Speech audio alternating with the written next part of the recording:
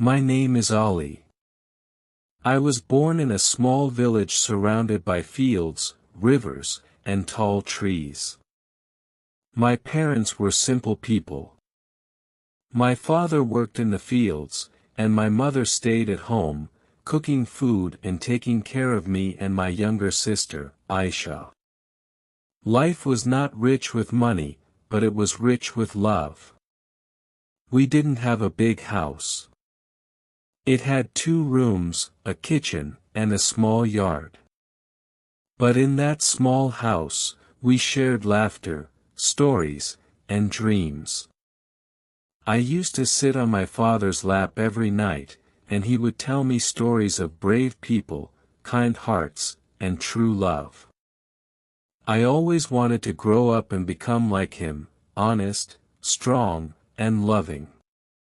My sister Aisha was 5 years younger than me. She had the most beautiful smile I had ever seen. When she laughed, the whole house felt like it was shining. She loved to play with dolls and flowers. I still remember her running barefoot in the yard, chasing butterflies, with flowers in her tiny hands. But one day, everything changed. My mother got sick. It started with a cough, then pain in her chest, and soon she could hardly get out of bed. We had no money for big hospitals. My father tried everything, local doctors, herbs, and prayers, but nothing helped. One rainy night, she closed her eyes and never opened them again. That was the first time I saw my father cry. He didn't speak for days. Aisha stopped smiling. Our house, which was once full of laughter, became full of silence. I was only 12 years old, but I felt like I had become a man that day. After Mother's death, I tried to become strong for Aisha. I started helping my father in the fields. I stopped going to school and worked every day. My hands became rough, and my back hurt at night, but I never complained. I wanted to keep my family safe. Years passed. Aisha grew up into a kind and smart girl. She always helped me with everything, cooking, cleaning, and sometimes even in the fields. She was like a little mother to me. She wanted to become a teacher. She said, "I want to teach poor children like us so they can have a better life." I wanted to support her dream. I saved every rupee I could. I sold my old books, worked extra hours, and even went to nearby towns to work during the harvest season. My father was proud of her too. He always said, "Your mother would be so proud to see Aisha studying." But fate had other plans. One day, Aisha came home looking pale and tired. She said she had a headache and didn't want to eat. We thought it was just the heat. But after a few days, she fainted. We rushed her to the city hospital. After many tests, the doctors told us she had a serious illness, blood cancer. I didn't understand the words at first. But when the doctor said, "It will need a lot of treatment and money," my heart sank. The next few months were the hardest days of my life. I sold everything I had, our cow, our gold bangles from my mother, even half of our land.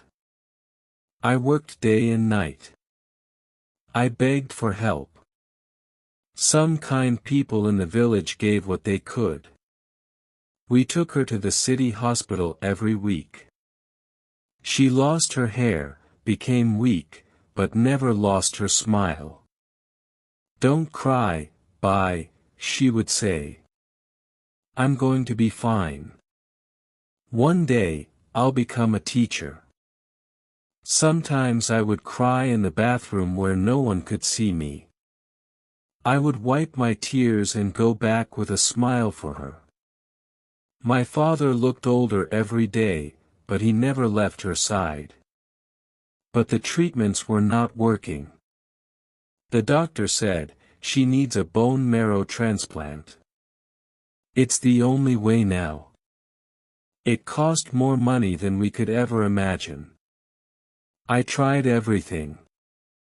I even thought of going abroad for work, but there was no time. Her condition was getting worse. Aisha knew. She was only 16, but she understood everything. One night, as I sat beside her in the hospital, she held my hand and said, "Bye, if I don't make it, please don't forget my dream. Open a school in our village. Teach poor kids like me. Promise me." I held her hand tightly and promised. Aisha was getting weaker every day. The girl who once ran after butterflies could now barely lift her hand. Her voice became soft, and her eyes tired. But still, she smiled whenever I came close. One morning, the doctor came and told us that she didn't have much time left. I felt like the ground had disappeared under my feet. I looked at my father. His eyes were full of tears, but he simply nodded. We had no more words left. That night, I sat next to Aisha in the hospital room. She looked at me and whispered, "Bye, I wrote something for you." She slowly pointed to a small notebook under her pillow. I opened it. It was a letter. The last letter. Her words were shaky but full of love. It said, "Dear Bai. If you are reading this, maybe I am no longer with you. But I want you to smile. Don't cry for me. I lived a happy life because of you. I know you worked hard for me. I saw you breaking your back in the fields. I saw your tears when you thought I was sleeping. You are not just my brother. You are my hero. I am proud to be your sister. Please don't forget my dream. Build that small school, even if it is just one room. Name it after me if you want. Teach the children. Give them hope. Make them smile. I will be watching you from the sky, smiling too. Your little sister. Aisha." I couldn't stop crying. My tears fell on the pages of that letter. I kissed her forehead and whispered, "I promise, Aisha. I will make your dream come true." The next morning, as the sun rose, Aisha took her last breath. Her hand was in mine. Her face looked calm, as if she was sleeping. My world broke that day. Half of my soul went with her. After Aisha's funeral, our house was quiet again. The silence felt heavier than before. My father stopped talking much. He just sat for hours looking at Aisha's photo. I kept the letter close to my heart. I read it every day. Some people in the village said, "Ali, move on. You're still young. Go to the city, make money." But I couldn't leave. I had made a promise. I started working harder than before. I took loans, sold more land, and saved every rupee. I didn't spend on new clothes or sweets. I didn't even buy a new phone.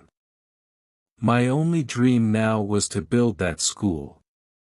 I went to the village head and said, "I want to open a school here, for the poor children." At first, he laughed. "A school? With what money? But I showed him my plan. I had drawn it on paper, one big room with benches, books, a blackboard, and a photo of Aisha on the wall. Slowly, a few kind people came forward. Some donated bricks. Some gave old chairs.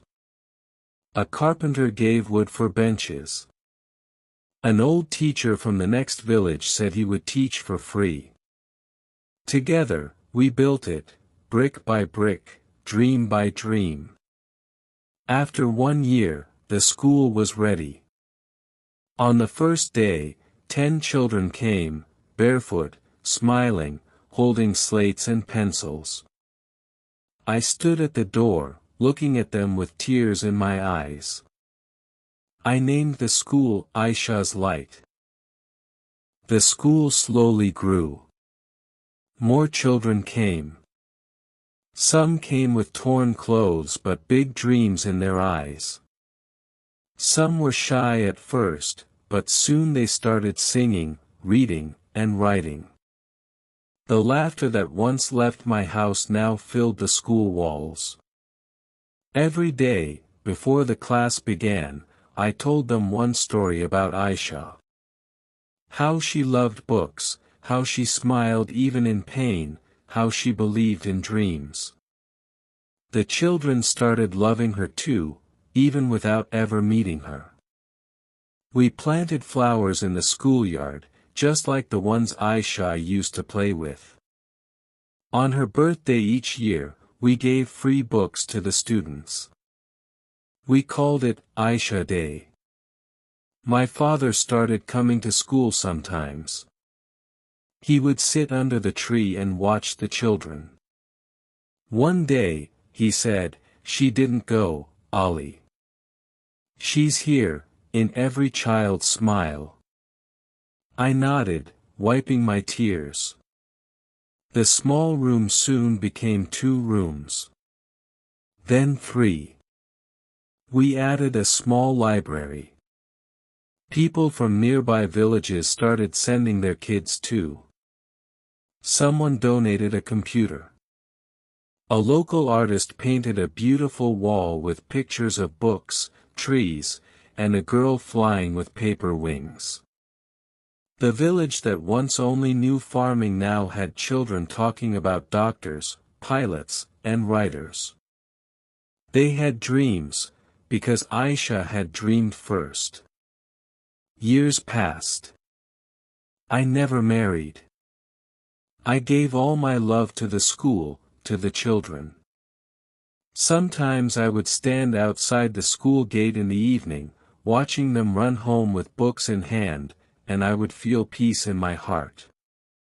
One day, a girl named Zoya came to me and said, "Sir, I want to be a teacher like Aisha did." I smiled and said, "Then you must study well. One day, you will sit on this chair and teach others." She asked, "Was Aisha your sister?" I nodded. "Yes," I said. "She was my sister, my friend, and my heart." Zoya looked up at Aisha's photo on the wall and whispered, "Thank you, Aisha." I walked out, looked up at the sky, and whispered, "They remember you." And I knew she was smiling from above. Now, I am an old man. My beard is white. My hands shake when I write. But I still sit at the same desk in Aisha's Light school. The school has grown. We now have 6 rooms, a computer lab, and even a small playground. The children still come, some hungry, some sad, but they leave smiling, filled with hope. I kept my promise, Aisha. Even though I lost you, your love became the light that showed me the way. Your dream became my purpose. And your memory became my strength. If someone asks me, what is the most powerful thing in the world? I will say, the love of a sister. And if they ask, what is the biggest dream one can live for? I will say, to keep a promise made to someone you love. Now, as I finish writing these words, I place Aisha's letter in a glass box on the school wall, so every child can read it. And maybe one day, when I am gone, someone will pick up the letter and say, this is where it all began, with love, loss, and a promise that never died.